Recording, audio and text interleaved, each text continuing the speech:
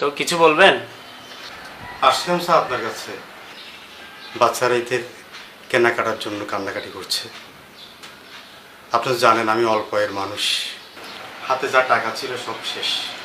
কিছু টাকা যদি আপনি আমাকে ধার দিতেন। আসলে আপনি তো দেখতেই পাচ্ছেন শিপমেন্ট ক্যান্সেল হয়ে গেছে, সামনে ঈদ, এতগুলো স্টাফদেরকে বেতন বোনাস থেকে দিব। এই মুহূর্তে ঈদের আগে কাউকে 1 টাকা দেওয়া আমার পক্ষে সম্ভব নয়। আমি দুঃখিত।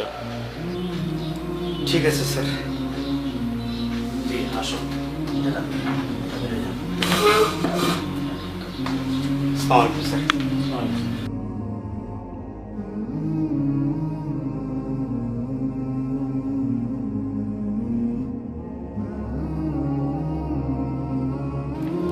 এমন একটি ঈদের সময় যদি টাকা না পাই, তবে ঈদের পরে টাকা পেয়ে কী হবে? ওদিকে বাচ্চাদের জামা জুতো কিনে রেখে এসেছি, বাসায় গিয়ে বাচ্চাদের কি বলবো? হাতে তেমন সময়ও নেই।